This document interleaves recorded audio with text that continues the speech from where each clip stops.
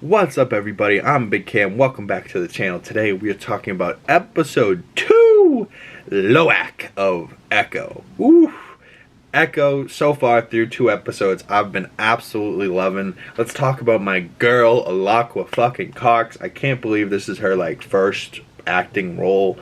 Shout out to her. Obviously, there's probably not a ton of deaf ASL amputee roles in Hollywood, so it feels like we really found the niche person for this role, and she is perfect. You know, I believe she is Maya Lopez through and through, all the way to its core. But then I saw some interviews of just Alaqua Cox talking with, obviously, a translator with Brandon Davis, and she seems like a really sweet, just genuine, great person. But at the Echo premiere the other night, she was in this pink dress, and she looked fucking fantastic. Shout out Alaqua, you're gorgeous. Baddie of the day, baddie of the week, I don't care. She's fucking sexy. I love you. I love Echo so far. And they had a outfit premiere. They had her costume design out on display here. This is her design I've seen so far. I haven't seen the other one yet, but she's got one tall leather boot, one regular boot on an amputee leg that was custom made by the old man. He's great in this. We got a leather jacket and a little turtleneck type vibe. The little sun design on the jacket, we don't know what that design means yet, but it was a tattoo on her father's neck. Interesting. These 2 little lacrosse sticks came from the start of this episode. We'll talk about those in a minute, but those little sticks, I'm not sure what game they're playing, but it looks like a older version of lacrosse almost. And then this is her gotta be her final suit, almost like what we see here in Lego form. I don't know if you guys can see that, but her little Lego suit is kind of like this suit here. She gets this designed old Chota Indian. I'm not quite sure if I'm saying that wrong or not. I apologize if I am. But this outfit looks badass, and she still got the amputee leg, but it looks more like metal gold design. I think it looks badass, and I can't wait to see her in this outfit. But 3 more episodes, I gotta go. But this episode is called Lowak, and it starts 1200 AD, so years ago. And now those little sticks that I was just showing you, there's a match happening, and it's almost like a lacrosse match, like a modern day lacrosse match, but it's got these 2 sticks and a ball, and they're trying to bring the ball through these uprights, and they bring in this big guy on the other team to he's been sitting out the whole time, so they sub him in so that they can start bringing it back, and then they tie up the game, and it's down to the final point. And I believe it's Maya's grandmother or ancient, 1200 AD, so it's got to be the grandma's grandmas, but either way, it's her bloodline can be traced back all the way to the first Chota Indian, and it's super interesting stuff. But we haven't gotten enough information through 2 to know what these people are. So all we've really seen is the first lady from the first glimpses of the episode, and then now this match happening. But it was years later, 1200 AD. So I have no idea how much earlier that first stuff was, but we'll hopefully find it out through these episodes. I love that they did an ASL ECHO poster. I believe they also stole that from New Rockstars, had a shirt with bloody knuckles with the same type of thing, and I almost got it, but I got this one instead because this one was badass. But I almost kind of want to get that Echo one now, but they kind of, they own Echo, so I don't know if New Rockstars wants to be hey, you stole our idea. But I think I saw that first before this, so what came first, the chicken or the egg? I think New Rockstars had it first, but they're not going to shout it because they might get sued or something. But sorry if I'm bringing that up and somebody sees it, but I'm too small a channel, nobody's going to see it.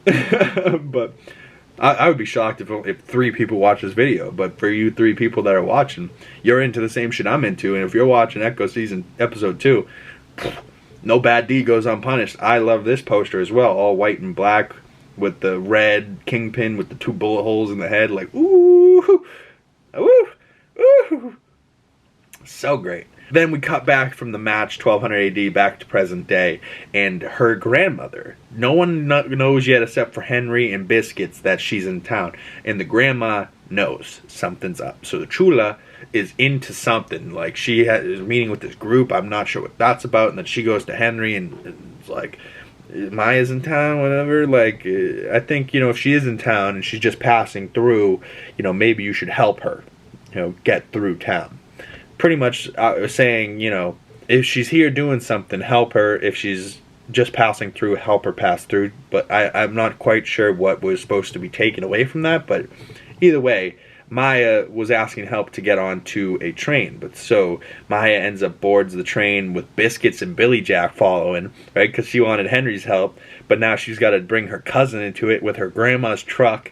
And she's got to board this train. So she boards the train, puts like a tracker on her phone or whatever, and says, follow the tracker.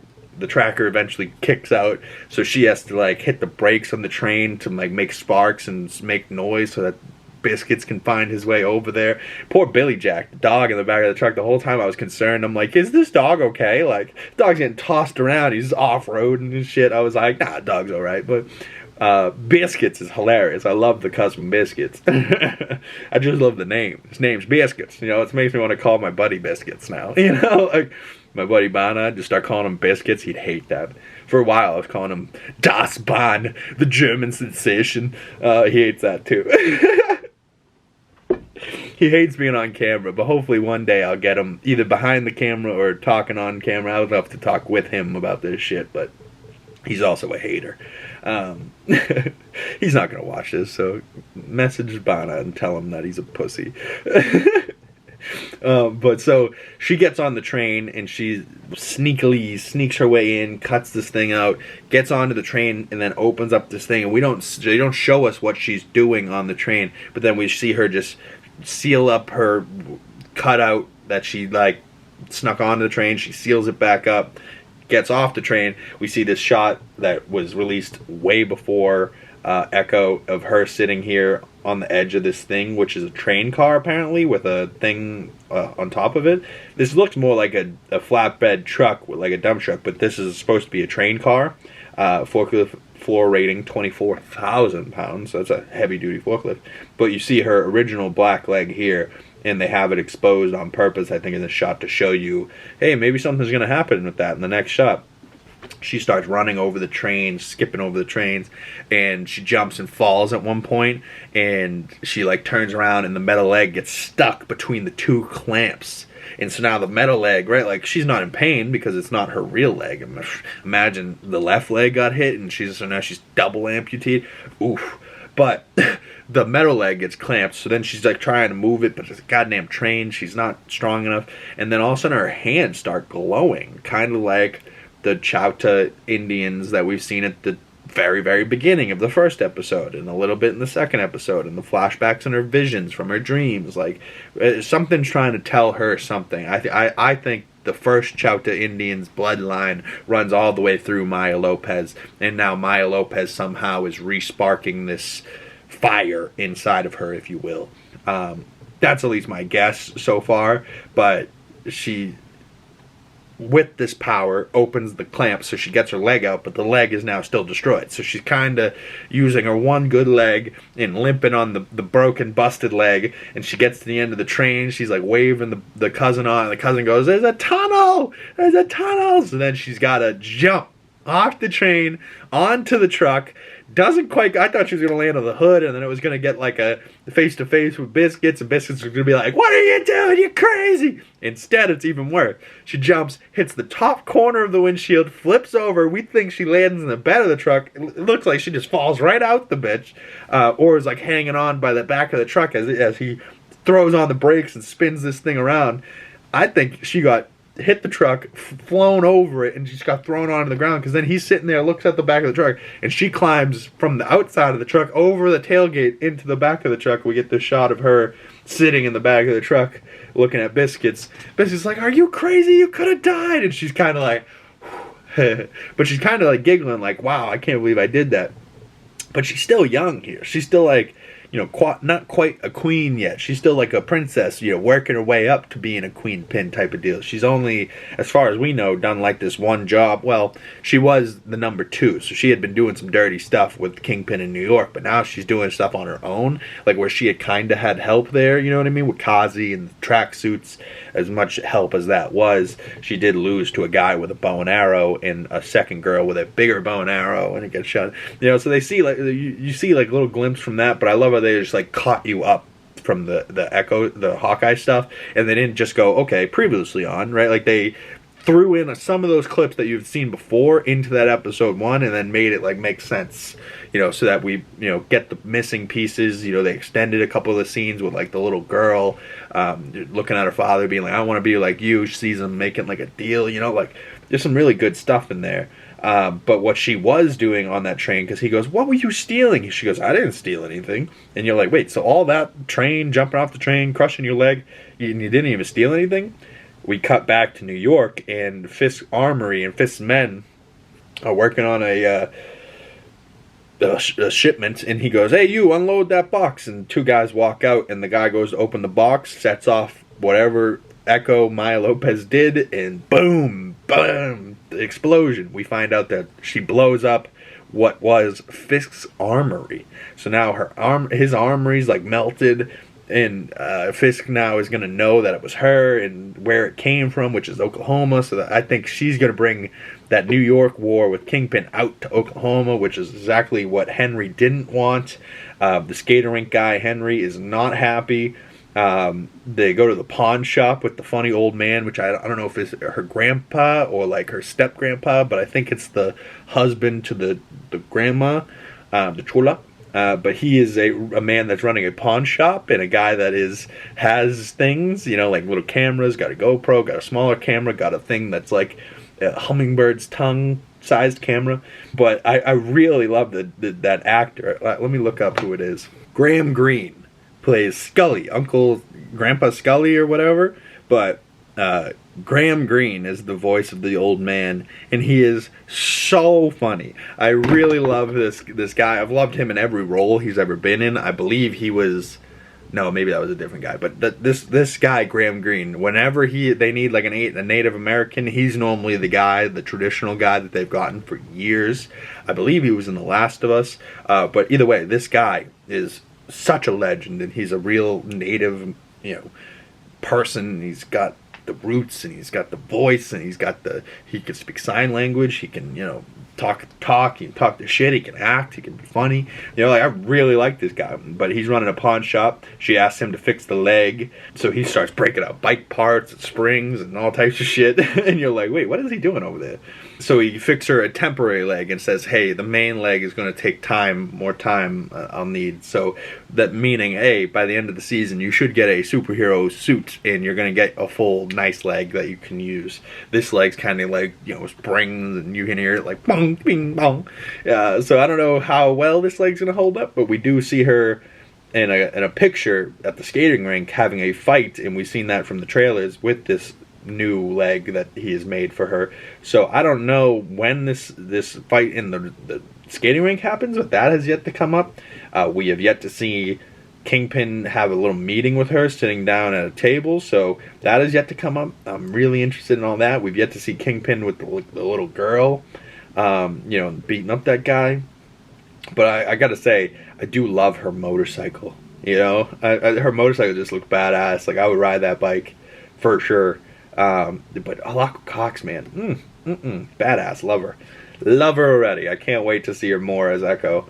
So, but as she's in the pawn shop talking to Graham Greene's character Scully, she sees a statue, and she recognizes the statue, and the statue almost looks identical to the first Chakti. I'm so sorry. Choctaw. Choctaw.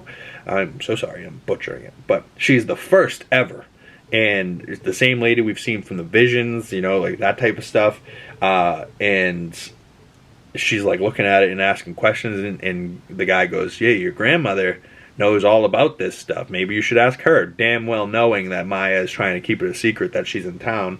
And she's really trying to keep it from Bonnie, which is Devery Jacobs' character, and she is also the voice of Cohorty in What If. So I wouldn't be mad if Bonnie ends up, well, Bonnie might die in this series because she's cousin. She's really close with Maya. So I could picture her dying, but she's a beautiful young actress herself. And she's playing a paramedic, I believe, in this. And she's Maya's cousin, the young girl from the beginning of the first episode.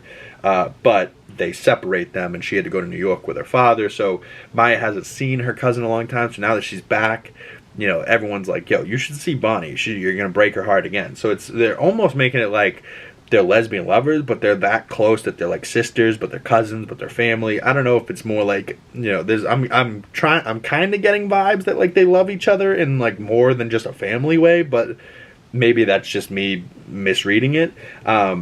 Maybe it's just a familiar connection, but Devery Jacobs, I hope one day plays the live-action Cohorty, if there ever is such a thing. But, yeah, I've really been liking this second episode. Poor Chula is riding around in a beater because Biscuits took the truck, and then as she's, like, putting mail into some lady's mailbox, you see Biscuits drive by and the cracked windshield, the fucked up bumper, and he's like, just deer in the headlights looking at the grandma, and grandma's just shaking her head, and the lady in the yard's watering her plants, and she's like, what a nice boy, so generous of him to leave you with a beater piece of shit. And I'm like, poor Chula. Oh, she deserved better than the beater. But Biscuits goes to a mechanic shop and starts going, hey, if anyone's out there that wants to buy my PlayStation 125, and then brings it down to 100. I need the money to fix my grandmother's truck. If anyone can help, please message me back. He's like talking over like a CB radio. All of a sudden, Bonnie hears it from the paramedics. Goes, Biscuits? Hey, what's the deal? Like, what happened? Are you okay? Why do you need the truck? What happened to Grandma's truck? Damn well knowing that thing's never been off-road and things never been broken before, so what's broken now? And then he slips up and goes, no, I'm fine, Billy Jack's fine, Maya's fine. She goes, Maya? What do you mean, Maya? And he's like, I gotta go back. Like he's just like avoiding her on the other end. And so Bonnie's pissed. And so she starts texting Maya. Maya's not answering, and then Henry comes to the house, talking shit, mad about the bomb, mad about her taking the train, that type of idea. And Henry's all mad at her, and he's like, you know who you sound like? You sound like Fisk. And she's like, she's like all postured up herself. And then he leaves, and Maya's just all pissed, and she turns around, looks at her swing set, and like is getting texts from Bonnie saying, you're in town, why wouldn't you tell me? And then Maya gets just angry and looks over at the swing set and like is flashing back memories of her with the shadow puppets, being like little shadow puppets with the light as a kid. And she looks at the swing set and just shoots the swing set like 3 times. Maya's pissed, and that's the end of this episode, right? So then episode 3, Tuck Glow, we'll be talking about next time. I've only seen up to episode 2, so now I'm going to go watch 3, 4, 5. I can't wait, but comment below, what do you think of Echo so far through 2 episodes? I am having a great time. I think the show's going to be awesome. I hope Daredevil comes back in some way, but if he doesn't, hey, I'm cool with that. We'll see him more in Daredevil Born Again. But Kingpin, we know for sure, is going to be in this show a little bit more. And a lot of people have been getting salty on Twitter. I saw this morning that people were like, oh, there's not enough Kingpin. Well, the show's not called Kingpin. The show's called Echo. What did you expect to see? I expected to learn more about Maya goddamn Lopez and see a Cox's fine ass kicking some ass. What did you expect? You bunch of momos. So stop being stupid. Go love Echo. Stop being a hater. And if you like this shit, comment below. Message me on other social medias, Threads, Instagram, Twitter. Talk to me about Echo if you would like to, if you feel so inclined. If not, smash that like button for me. Subscribe, hit that bell if you don't want to miss future videos. And I'll see all you beautiful people in the next video. Stay safe, be well, and I hope you guys have a great week, and we'll be talking about the remaining episodes of Echo next time. So, peace, and I love you, and I'll see you in the next one.